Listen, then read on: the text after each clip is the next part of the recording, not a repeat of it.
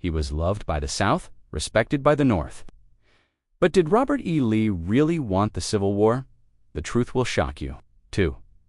He turned down Lincoln's offer to lead the Union Army. Why? This one decision changed American history for EV3. Robert E. Lee fought against his own country. Or did he? The surprising truth they don't teach in school. For a military genius or a tragic figure. Let's uncover the real Robert E. Lee in 60 seconds. 5. He was more than a Confederate general. He was a man torn by loyalty, honor, and legacy. Robert E. Lee, like you've never seen before. Military career, 1829 to 1846.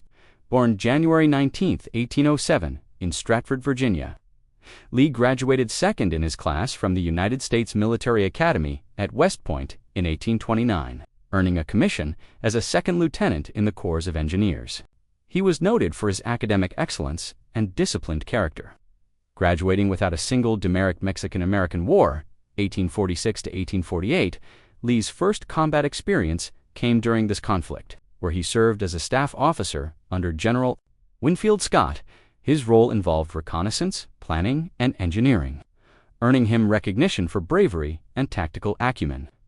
Battle of Veracruz, helping position artillery for the bombardment that led to the city's surrender. Battle of Cerro Gordo, April 1847, his reconnaissance identified a flanking route, enabling Scott's army to outmaneuver Mexican forces, earning Lee a brevet promotion to major. Battles of Contreras and Churubusco, August 1847. Lee's scouting and leadership in guiding troops through difficult terrain were critical to American victories, earning another brevet to lieutenant colonel. Battle of Chapultepec, September 1847. Lee's planning contributed to the capture of Mexico City, and he was wounded slightly but continued serving, earning a brevet to colonel. Pre-Civil War career, 1848 to 1861, post-war assignments after Mexico. Lee returned to engineering duties, overseeing fortifications in Baltimore. In 1852, he was appointed superintendent of West Point, where he modernized the curriculum and infrastructure until 1855. Cavalry service in 1855. Lee transferred to the 2nd U.S. Cavalry in Texas. Serving as a lieutenant colonel under Colonel Albert Sidney Johnston, he conducted operations against Comanche raiders and managed frontier posts, gaining experience in cavalry tactics. John Brown's raid, 1859. Lee commanded U.S. Marines sent to suppress John Brown's abolitionist raid on Harper's Ferry, Virginia. He quickly recaptured the arsenal, showcasing his decisiveness under pressure. Returned to Virginia. By 1860, Lee was back in Virginia, contemplating his future as sectional tensions rose. He opposed secession, but was loyal to his home state. The American Civil War, 18,611,865, was a pivotal conflict in U.S. history, fought between the northern states and the southern states over issues including slavery, states' rights, and economic differences. Causes of the Civil War. The primary cause. The North increasingly opposed slavery's expansion, while the South relied on it for its agrarian economy, particularly cotton production. The 1850s saw escalating conflicts over slavery in new territory states' rights. Southern states argued for greater state sovereignty, including the right to maintain slavery and nullify federal laws. The North favored a stronger federal government. Economic differences. The North's industrial economy contrasted with the South's plantation-based system, leading to disputes over tariffs and trade. Political polarization. Events like the Dred Scott decision, 1857, John Brown's raid, 1859, and Abraham Lincoln's election in 1860 on an anti-slavery expansion platform intensified Southern fears of losing power, secession. After Lincoln's election, 7 Southern states seceded by February 1861, forming the Confederate States of America. 4 more joined after hostilities began. Outbreak of war, Fort Sumter, April 12 to 14, 186. The war began when Confederate forces fired on Union-held Fort Sumter in Charleston, South Carolina. The fort fell, and Lincoln called for 75,000 volunteers, prompting Virginia, Arkansas, Tennessee, and North Carolina to secede. Union versus Confederacy. Union, 23 states, approximately 22 million people, industrial strength, extensive railroads, and naval superiority, led by President Abraham Lincoln. Confederacy. 11 states, approximately 9 million people, including 3.5 million enslaved.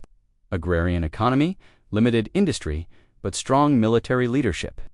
Led by President Jefferson Davis, goals Union preserve the United States and later end slavery via the Emancipation Proclamation. 1863 Confederacy. Secure independence and maintain slavery theaters Eastern Virginia, Maryland, Pennsylvania, Western Mississippi, Tennessee, Georgia, and Trans-Mississippi. Naval operations and blockades were also critical. Major campaigns and battles. The war unfolded across multiple theaters, with Robert E. Lee's actions, primarily in the Eastern Theater. Below is a chronological overview integrating Lee's role with broader events. 1861. Early engagements. First Battle of Bull Run, Manassas, July 21, 1861. Context: both sides expected a quick war. Union General Irvin McDowell faced Confederate General P.G.T. Beauregard in Virginia. Outcome: Confederate victory, with General Thomas Stonewall Jackson earning fame. Union forces retreated to Washington, D.C. Casualties: approximately 2,900 Union. 2,000 Confederate?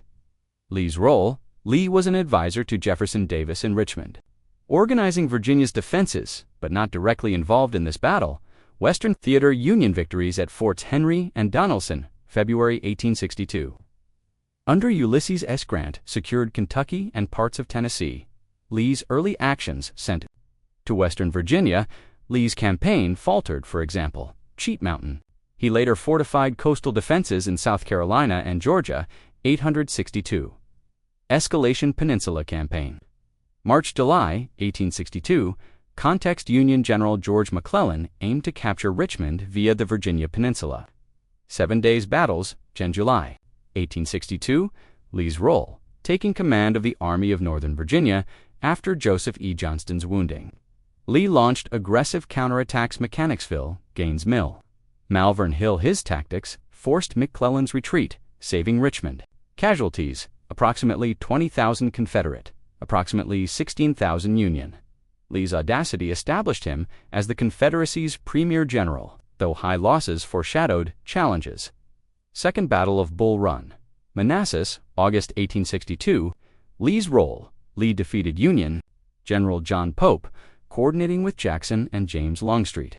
Casualties: approximately 10,000 Confederate, approximately 14,000 Union, paved the way for Lee's invasion of Maryland. Battle of Antietam-Sharpsburg, September 17, 1862. Lee's role: Lee's invasion aimed to gain foreign support and northern resources. McClellan's discovery of Lee's plans led to a bloody stalemate. Lee withdrew. Casualties: approximately 10,400 Confederate, 12,400 Union. The Union's strategic victory prompted Lincoln's Emancipation Proclamation, shifting the war's moral focus to ending slavery. Battle of Fredericksburg, December 1862. Lee's role: Lee's entrenched army repelled Union General Ambrose Burnside's assaults, particularly at Marye's Heights. Casualties: approximately 5,300 Confederate, approximately 12,600 Union. A Confederate triumph, boosting Southern morale. Western Theater. The Battle of Shiloh, April 1862. Saw heavy losses, but Union gains under Grant. The capture of New Orleans by Union naval forces weakened the Confederacy. 1863. Turning points: Emancipation Proclamation, January 1, 1863. Freed enslaved people in Confederate territories, reframing the war as a fight against slavery and discouraging European intervention. Battle of Chancellorsville, May 1863. Lee's role: facing Joseph Hooker's larger army. Lee and Jackson executed a daring flank attack, routing the Union. Jackson's death was a blow. Casualties: approximately 13,000 Confederate, approximately 17,000 Union. Lee's greatest victory, but costly and irreplaceable losses. Don't forget to like, comment, and subscribe for more military, Navy, and geopolitical updates. Battle of Gettysburg, July 1 to 3, 1863. Lee's role: Lee's second Northern invasion aimed to disrupt Union morale. Facing George Meade, Lee's attacks culminated in the disastrous Pickett's Charge. He retreated after heavy losses, approximately 28,000 Confederate, 23,000 Union, a Union victory halting Confederate offensives in the North. Coupled with the fall of Vicksburg July 4, 1863 in the West, it marked a turning point. Western Theater, Grant's Vicksburg campaign split the Confederacy along the Mississippi River. A major strategic loss.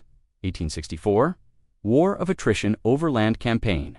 May-June 1864. Context: Grant, now Union General-in-Chief, launched a relentless campaign against Lee's army. Lee's role: Battle of the Wilderness, May 1864. Lee used terrain to offset Grant's numbers, resulting in a stalemate. Casualties: approximately 11,000 Confederate, 18,000 Union. Spotsylvania Courthouse, May 1864. Lee's defenses, notably at the Bloody Angle, held firm. Casualties: approximately 12,000 Confederate, approximately 18,000 Union. Cold Harbor, June 1864. Lee's fortifications repelled Grant's assault, with approximately 7,000 Union losses in hours. Total: approximately 6,000 Confederate, 13,000 Union. Grant's attrition strategy bled Lee's army, which could not replace losses. Siege of Petersburg, June 1864, 1865. Lee's role: Lee's army was pinned in trenches defending Petersburg, a key supply hub. Despite tenacious resistance, dwindling resources and manpower weakened his position. The prolonged siege drained Confederate strength. Western Theater, General William T. Sherman's Atlanta campaign. May-September 1864 captured the city, boosting Northern morale, and Lincoln's Reed-election, 1865, collapse of the Confederacy. Sherman's March to the Sea, November-December 1864.